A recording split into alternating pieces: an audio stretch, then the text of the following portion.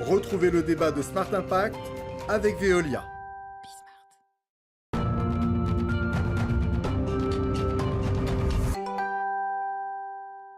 Elle est moins médiatisée, pourtant ses enjeux sont majeurs. La COP 15, la conférence des Nations Unies sur la biodiversité, vient de démarrer à Montréal. On va l'évoquer avec mes invités. Bernard Willinger, bonjour, bienvenue. Vous êtes ingénieur expert, chef de projet Veolia Eau. À vos côtés, Hervé Cardinal, bonjour. Bienvenue à vous aussi, directeur des services techniques du syndicat intercommunal pour l'assainissement de la vallée de la Bièvre. On va évidemment parler ensemble de votre partenariat, de la lutte contre les inondations, de l'anticipation. Mais je voudrais quand même vous entendre, Hervé Cardinal, sur cette COP. Déjà, la COP 15, je suis sûr qu'il y a beaucoup de gens qui nous regardent qui ne savaient même pas que ça existait. Ils disent « Ah, mais tiens, mais c'est quoi ? C'est un lien avec la COP 21 ?» Enfin bon, on s'y perd un peu. Pourquoi c'est aussi important que celle sur le climat, cette conférence biodiversité ? La 15, c'est, vous l'avez dit, biodiversité. Et la biodiversité, comme le climat, ça décline. Si le climat décline, la biodiversité et les habitats déclinent aussi. Donc il va falloir faire une action conjointe sur les deux items pour vraiment regagner en espèces et puis en habitat et pour améliorer. C'est un cercle vertueux de pouvoir avoir cette COP et améliorer les conditions écologiques de tout un système. Oui, et on attend comme à chaque fois des engagements, notamment des États. Si on zoome sur la vallée de la Bièvre, vos enjeux de biodiversité, c'est quoi ? Alors, les enjeux de biodiversité, c'est restaurer l'écologie de la rivière, parce que depuis des années, l'idée, c'était de s'en servir industriellement, de la canaliser, de l'enfermer, de la mettre dans du béton. Donc, béton et biodiversité, on a bien compris que c'est un peu compliqué. Donc là, on est plus à la rouvrir, à la remettre à l'air libre, à recréer des habitats. Donc, on applique cette COP 15 sans le vouloir, ou en le sachant plutôt, sur la vallée de la Bièvre. Bernard Willinger, ce partenariat entre Veolia et la vallée de la Bièvre, en quoi il consiste ? Depuis quand il existe il existe depuis un peu plus de 30 ans. Avec le syndicat, on les accompagne, on propose des services qu'on a fait évoluer aux côtés de la collectivité pour protéger les habitants de la vallée de la Bièvre. Donc c'est un bassin versant de 110 km² pour 200 000 habitants qui va de Versailles jusqu'à la limite Verrières-Massy-Antony. Et donc, on est là pour protéger les habitants de la vallée avec tout un système de gestion de crues, avec un certain nombre de technologies qui permettent justement à la fois d'être très réactifs, parce qu'en fait, sur la vallée, vous pouvez voir les eaux qui montent de quelques centimètres à 2 mètres en l'espace de 20 minutes. Donc, on est dans ce qu'on appelle des régimes semi-torrentiels, ce qu'on rencontre dans les vallées. Là, on est dans la vallée de la Bièvre. Et donc, il a fallu trouver des solutions innovantes qui permettent justement d'anticiper et d'être très réactifs. Alors c'est quoi ? C'est des capteurs ? Alors c'est à la fois des capteurs, c'est des systèmes de supervision, de télégestion en temps réel. On est également connecté aux imageries radars de la pluviométrie. Donc on voit la spatialisation de la pluviométrie sur l'ensemble. On récupère également l'ensemble de ces données avec une prévision sur un horizon à 3 heures, ce qui permet justement d'anticiper et d'être très réactif justement par rapport à ces montées d'eau très très violentes. Et là on est vraiment en face à cette problématique du changement climatique. On essaie d'y répondre au plus près. Et malheureusement, on le voit dans l'actualité, récemment à Ischia. Et puis encore.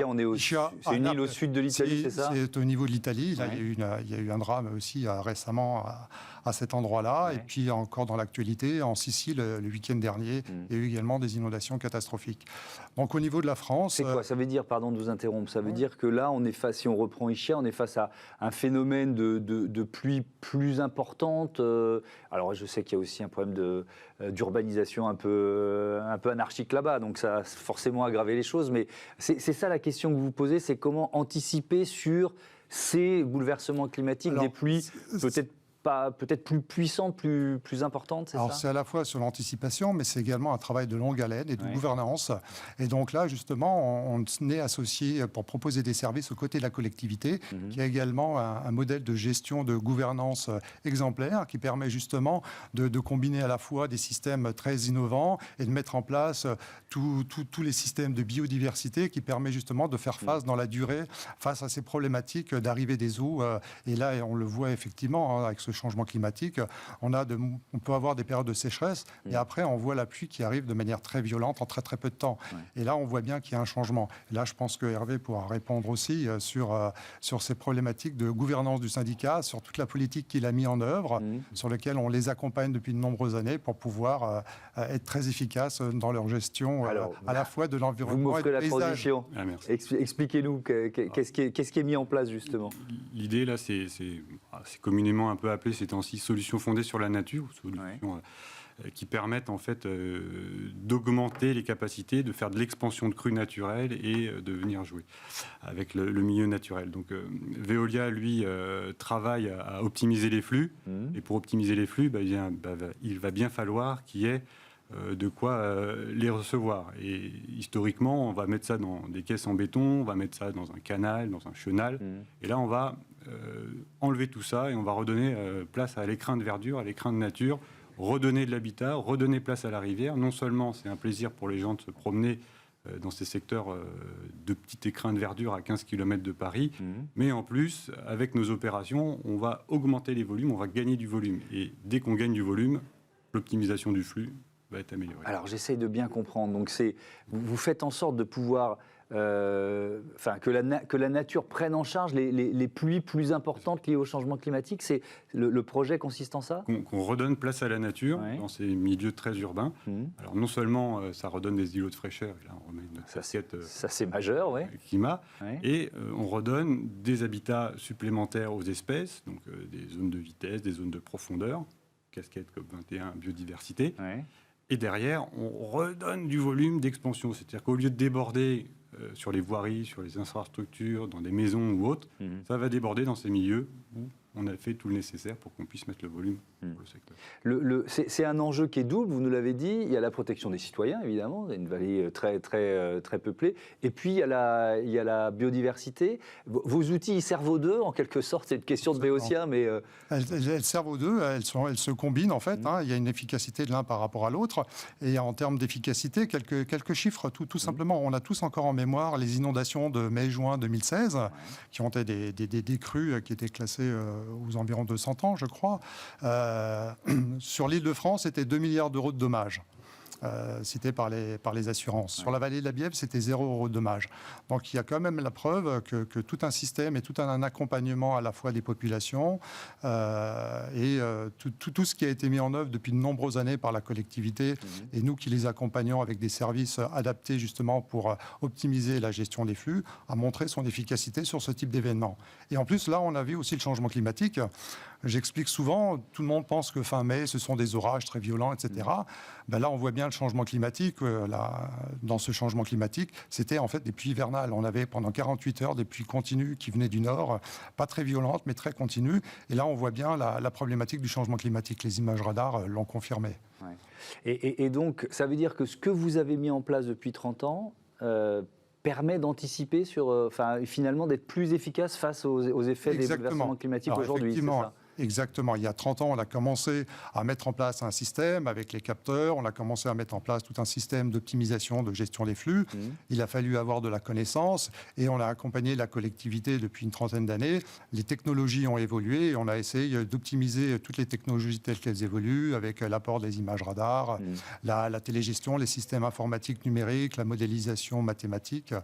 Tous ces outils ont permis d'anticiper, permettent aujourd'hui d'anticiper et de prévenir également les riverains d'une potentialité et d'un potentialité risque de dommages aux personnes. Est-ce que malgré tout, vous voyez des phénomènes météo plus violents intervenir depuis une dizaine d'années à la taille de la vallée de la Bièvre ? Nous, on se rend compte que la spatialisation de la pluie, c'est pas la même. Le cumul pluviométrique, il peut être équivalent sur une année complète. Et il y a une répartition l'été qui tombe vraiment violemment.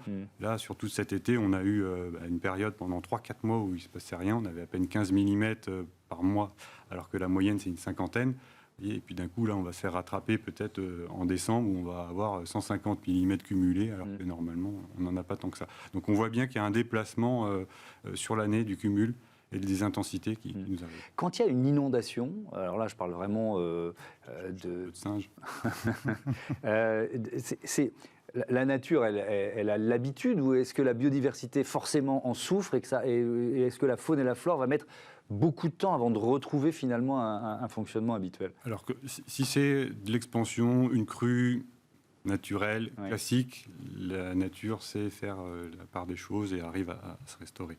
Quand on a des impacts vraiment très forts où on est obligé de forcer et que le système d'optimisation vient vraiment prendre la main, on a des débordements assez importants et il va y avoir forcément des impacts sur les animaux, notamment les périodes de nidification. En 2016, il y a beaucoup d'endroits où les nids présents ont été noyés. Ça, la nature va refaire une nidification plus tard, mais il y a eu un impact à l'instant T quand même avéré. Ouais. Bernard Willinger, est-ce que les outils que vous avez mis en place, vous l'avez dit depuis plusieurs décennies, ils sont suffisants ou est-ce que ces phénomènes météo liés au changement climatique, c'est-à-dire peut-être plus violents, parfois plus nombreux, vous obligent à en inventer de nouveaux? Alors effectivement, on essaie toujours de s'adapter aux situations telles qu'elles évoluent. On met en place un certain nombre d'outils qui tiennent compte des évolutions technologiques, puisqu'effectivement, il y a 30 ans et aujourd'hui, on n'a pas du tout les mêmes environnements. On essaye aussi d'apporter le meilleur service aux besoins de la collectivité qui répond à l'échelle du bassin versant. Là, l'idée, c'est pas de protéger tout un département. L'idée, c'est de protéger une vallée, les habitants de la vallée, et donc de mettre en place des outils adaptés. Et donc, effectivement, on essaye d'évoluer. Alors, le système qui a été mis en place est un système évolutif, c'est-à-dire qu'il n'est pas figé, c'est pas un système clé en main, on l'adapte au fil du temps, au fil des évolutions technologiques et on l'apporte par des couches supplémentaires qu'on appelle des briques. Donc à chaque fois, on implémente des briques supplémentaires. Par exemple, depuis peu, on a mis en place le système d'alerte aux riverains, etc. Quelque chose qui n'existait pas avant, alors qu'on avait déjà des capteurs. Les capteurs évoluent aussi, donc on essaie de faire évoluer aux côtés de la collectivité pour avoir toujours un système avant-gardiste. Je voudrais, il nous reste une minute, il faut aller vite, mais dire un mot de en quoi ce partenariat vous sert à 10 000 km de là, au Cambodge, dans la vallée d'Angkor, parce que je sais que vous y travaillez aussi. Absolument, aux côtés de la Fondation et surtout avec le SIAVB, avec l'autorité locale qui s'appelle l'APSARA, qui est l'autorité nationale de la protection des sites de la région d'Angkor. Ouais. On essaie de transposer philosophiquement tout ce qui a été mis en place sur la vallée de la Vienne pour protéger à la fois les habitants de Siem Reap, de la région d'Angkor, et aussi de protéger le patrimoine mondial culturel d'Angkor. En 2 minutes, avant de laisser la main à Hervé, puisque le syndicat est à l'origine. On ne va pas avoir le temps. C'est quoi? C'est les moussons qu'il faut gérer, c'est ça? C'est à la fois les moussons qu'il faut gérer, la protection des sites d'Angkor, la grandeur des sites d'Angkor, un des premiers sites au patrimoine mondial de l'humanité. Et cette grandeur d'Angkor en fait aussi un lien privilégié avec le syndicat qui gère aussi les eaux des étangs de Saclay, qui était une des ressources en eau de Versailles. Et c'est aussi de comparer culturellement la grandeur de Versailles avec la grandeur d'Angkor. Du volume, de la biodiversité, de l'optimisation des flux, ça se transpose. Et ben voilà, merci beaucoup. On aura presque tout dit. Merci d'être venu partager ce partenariat qui nous a fait aussi voyager. On passe tout de suite à notre rubrique Smart Ideas.